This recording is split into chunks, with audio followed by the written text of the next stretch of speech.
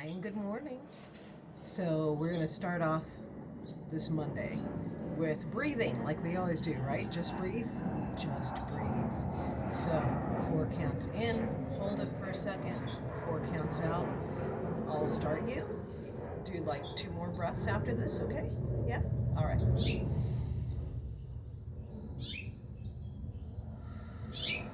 In through the nose, out through the mouth.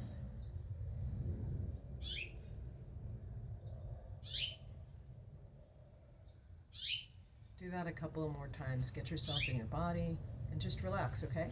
The smoke, I've got some incense that I've got going on right now. I don't know how well you can see that, but yeah, because I like to do that sometimes. I like to have some incense in my little workspace. Um, it's funny. People are like, oh, did you make that? It's like, no, I didn't make that. I went to Alvera Street down here in, like, right by downtown Los Angeles. It's just a really, really wonderful area that really showcases Mexican culture. Trying to think of the word. It's culture. Culture. So, anyhow, so today I have one last cup for the time being from the other day when I was throwing. This is one of the cups I threw, and I've got a handle to put on there. So I'm going to do that today before I lay out another design, which I may or may not do with you. But I wanted to talk about patience and aggression. And I start this out by saying, as I always do, I'm just a simple potter. I am just as human as you are. I am not always patient. I am not an expert at any of the stuff that uh, well, I'm not even quite an expert at ceramics because there's always so much more to learn. But anyhow, I'm not an expert at these things. I'm just struggling along just like the rest of you. I very definitely have fallen down in my past. Just like the rest of you, there are times when you've been a really great human and times when you haven't been so great, and probably times when you've been kind of awful and you look back later on and you're like, ooh, I owe that person an apology, at the very least. We're all very human, right? Um, but what I want to put forth to you is how to be. I know this seems to be like a big fad right now. Oh, be kinder to yourself. And yeah, I want you to do that. Because all of these things that I talk about in terms of your own mental health, in terms of behavior, how we behave as humans, all of these things are a process. There are very few people who are just born perfect. They just aren't. Somewhere along the line, they have to learn how to be better humans. All of us do, and that's, I think, the most important work that we can do on this planet is, to understand that what we need to do as humans is remember that what we're doing in terms of um, developing new behaviors, changing old behaviors, um, and learning new behaviors is to give ourselves a little bit of grace, because it's unlikely that we're going to get it right the first time. It's not completely out of out of the realm of possibility, but it's not very likely that we're going to get everything done absolutely perfect the first time. As I think I mentioned before in a previous episode, it's not like, when you were a little kid, like little, and you were taking your first steps, your mom and dad hopefully didn't say, oh my God, that kid's such a loser, first time and he fell back on his butt, or she fell back on her butt, or on her face, or whatever. Most parents are not that horrible, right? We understand. Um, we give little kids a little bit of grace, right? To make those mistakes, make those discoveries for themselves, right? Um, And we should do that for ourselves too, you know? I mean, especially if we ended up with a family dynamic where we were harshly criticized as children.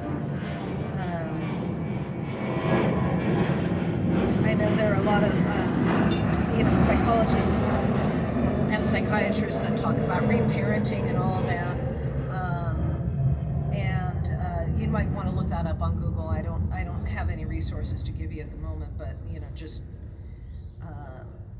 I'll throw that phrase out, reparenting, and it's basically like kind of mentally going back and rewriting history, but in a good way, having you stand in for yourself. But anyway, back to patience and aggression. So one of the things that, as I said, I fall down on patience a lot, but it depends. Some things, like my ceramics, I'm really patient with this stuff. I understand that things aren't always going to go perfect the first time, right? And I understand that these things take time. When I was first doing ceramics, one of the first mistakes that I made, which is a mistake that actually a lot of beginning ceramics folks make, is rushing different processes that don't want to be rushed. Bottom line, because we're impatient to get our work done and fired and all of that.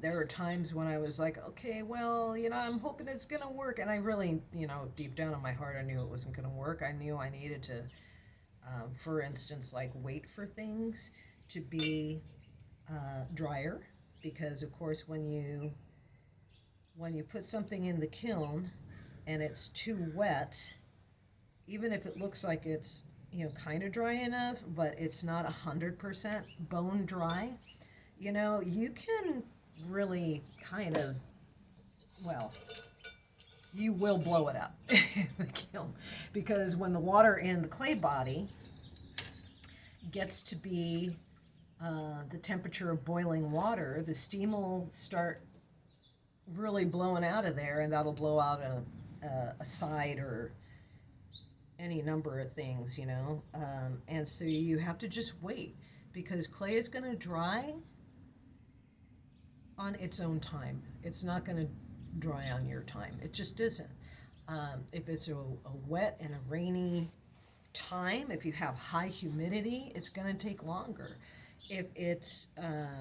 If you're in the middle of summer and you're not living in a humid area, like I don't, I live in, Los Angeles was basically a desert, right, back in the day, before they brought all the water down and all that. So, we still have some very desert conditions, right? So in the summertime, it can be really dry and things can dry out too fast, which means the clay shrinks too quickly and starts to pull away, and it can get cracks when you have joints like this, like for a cup and all that. So you really have to learn how to be patient and allow things to just happen on their own time. Now, I know that a lot of this has to do with another not so great characteristic that I have, that I am working on.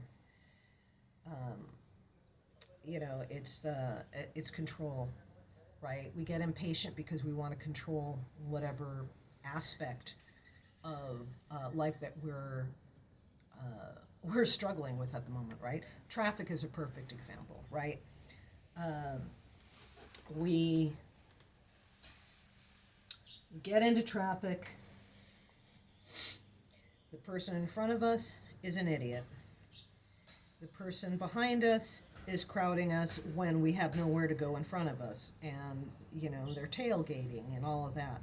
Here in Los Angeles, there's a new fad that I've noticed in the last year of people not wanting to wait to get into the left-hand turn lane, which is quite dangerous, right? If they don't wait for that, what they'll do is they'll start driving up the wrong side of the road in order to get to the turn lane of the next street that they want to turn left on. Fortunately, the police have started to catch on to this and are starting to ticket people for this, because it's really freaking dangerous. Okay, it's like you're driving on the wrong side of the road. There's a reason we don't do that, right? It's just basic, basic safety, man. But it's because people are so impatient about wanting to get where I gotta go. I gotta go there right now. And it's like, traffic is really, truly a perfect time to practice patience. Some of us, like me, seem to be born impatient, and it's a hard lesson for us, right? But this one's going to be a little difficult. Hang on, guys. I have a point, I promise. Speaking of patience,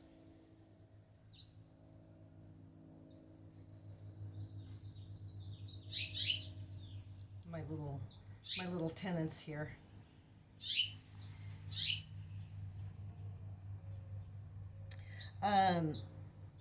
Some of us seem to be born with a naturally shorter fuse. It's my excuse. I'm sticking to it.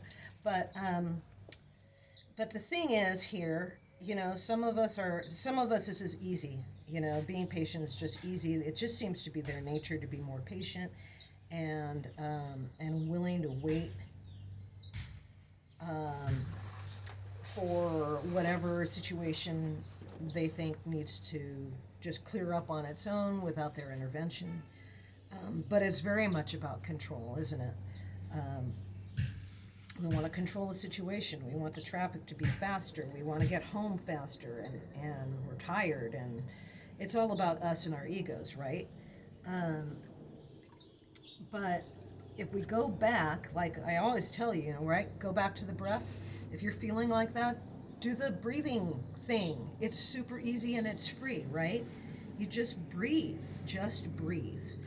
and calm yourself a little bit, and understand that it's unlikely that whatever you want to do to get there faster, for instance, it's unlikely that whatever you're going to do with that is going to make a difference, right? I mean, it just is. It's just unlikely that if you drive on the wrong side of the road in order to get into that turn lane, really, in all likelihood, since it's probably rush hour traffic that you're doing this in, it's unlikely that you're not going to run into yet another obstacle on your way home. So what do we do when that happens? I refer back to my glorious unintentional mentor, Pema Chodron. She says, make a game out of it. Make a game out of it. That the guy in the next lane, maybe you'll make it the world's slowest race, right?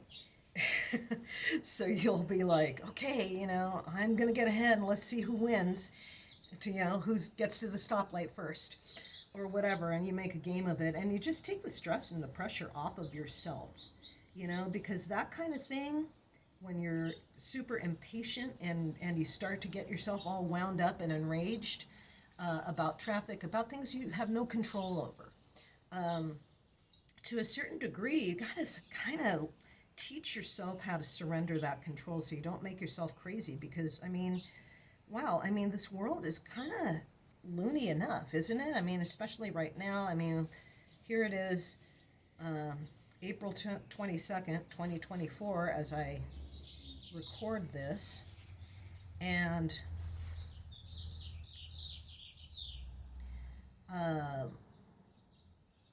this is one of those things, this is one of those times in history which is particularly stressful, right?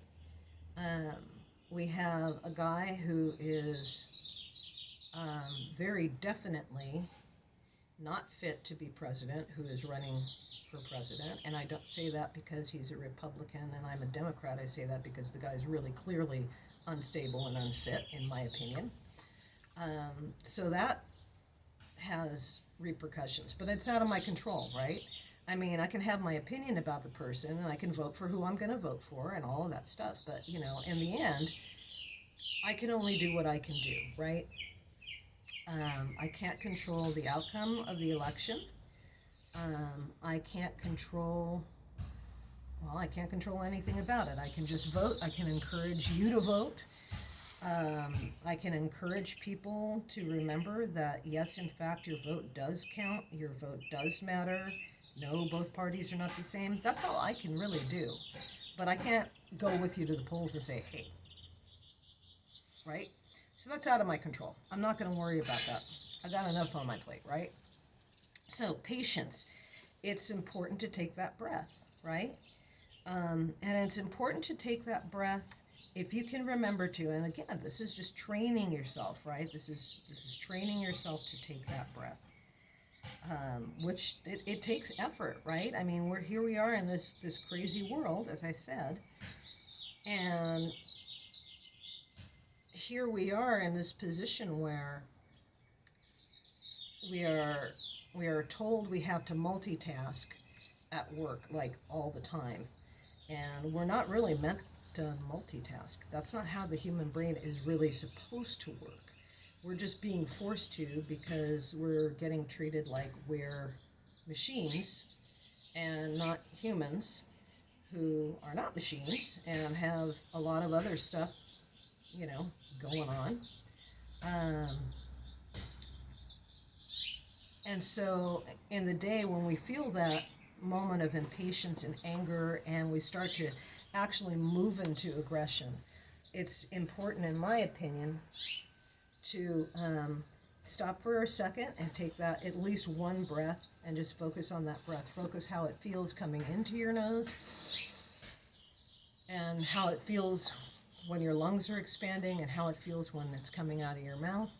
And take that moment to control yourself, which is, dude, that's hard. That's hard, especially in the moment when you've already screwed the pooch, when you've already become enraged, when you're already yelling at your spouse or your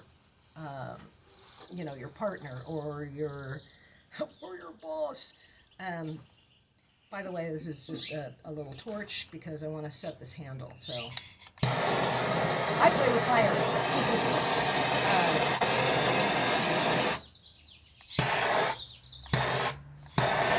And I don't want to do it too fast because, again, I don't want to get this cracked. So anyhow, in terms of this, self-discipline is not a whole lot of fun, right? I mean, discipline, the very word discipline is not a fun word, let's be honest, right? I mean, it's just, yeah, it's not. And so that's one of those things that I try to remember. And it's just training yourself, right? It's training yourself, and it's forgiving yourself for not being perfect, right? You're not perfect. You're gonna screw up. You're gonna keep going with being mad, and when you're mad like that, it's gonna take you time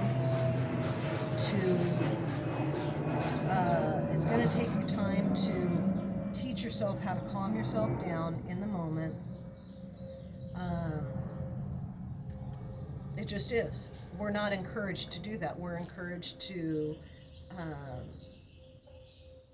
we're encouraged to have noise around us all the time, and that translates to having noise inside of us all the time. My brain is so freaking noisy, it drives me nuts.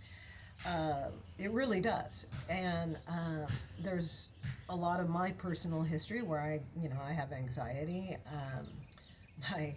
some of my life experiences ended up with my getting a nice juicy case of complex PTSD, with which I've been diagnosed twice. Which, look up complex PTSD for like the least fun that anybody can have. Well, that's not true, but you know what I'm talking about. So I have anxiety. My brain gets rolling. If somebody doesn't text me back, it sits in my brain, and the little rats in my brain are just like, and so if I realize I'm getting myself wound up, if I realize I'm getting impatient, if I'm realizing that I'm starting to flip over into reactivity and aggression, I'm really working at pulling myself back in and taking that breath. Because really, I mean, when does throwing gas on the fire ever work out right? It does nothing but flare everything up. And we just need to figure out how to rein ourselves in without repressing, and how to rein ourselves in while still maintaining healthy boundaries. And it's a balance. And this is something that maybe in your life you might want to explore that. You might want to explore how to do this without repressing. Because of course, if you repress it, you stuff it down, right? It's just going to bust out somewhere else. We all know that, right? We're, over the age of 20. So we got to figure these things out on our own. The great thing about retraining yourself is that when our habits create literally a physical groove in our brains, and the more we use it, the more the deeper the pathway gets. It's a physical thing. It's not just like some ephemeral thing. It's like literally, it physiologically creates a pathway.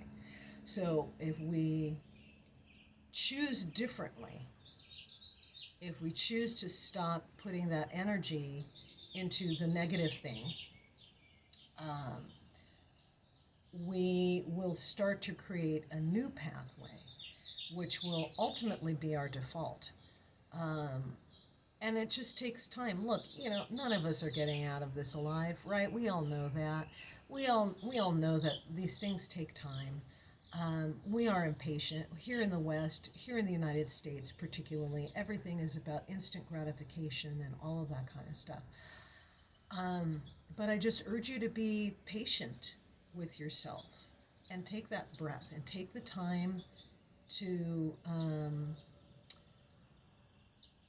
recoup a semblance of peace and a semblance of calm. And maybe eventually I'll talk about peace, because this is starting to get a little bit longer and everything than maybe you want to listen to. But think about that. Think about what it is that's going to create that kind of calmness in your life. And I would urge you, and I'll possibly in the future do a little chit chat about this too, but I would urge you to get a meditation app. I use Calm. I also have other stuff that's in my iTunes, and all that I like to use for if I want to do a guided meditation. But I love Calm because it does have a beginning course in meditation. So if you've never meditated in your life and you're like, oh, I can't do that. Okay, nobody can really do that from the beginning, especially if your brain is super noisy. But this is I think it's 21 days. And this guide just takes you through one step at a time. And it's very accessible. It's very understandable. And it's just, remember, everything is a process. And give yourself a little grace. Don't judge yourself too harshly for doing it wrong or doing anything wrong. Just breathe. Just breathe. Okay? All right. I'm going to let you go on that one. But yeah, Calm app, breathe, learn how to meditate. It's just going to make your life better and your mental state healthier. And just commit to doing that for yourself, because you deserve it. You deserve to have some peace in this insane time that we're living in. You really do. Okay? Okay, that's what I said. So, as always, please hit like, please subscribe, go to my Patreon, go to my Etsy store, buy my stuff. Please, because you're supporting small business, because this is the business, me, it's me. So you'd be supporting my business, you'd be supporting this. I'm also on Tumblr. I also have my blog that I kind of don't use so much anymore. It's mostly about Halloween and Halloween things. If you go way, way back in the Wayback Machine, I started that thing in 2008 when people still blogged. But anyway, just be kind to yourself today and just breathe. Okay? Okay.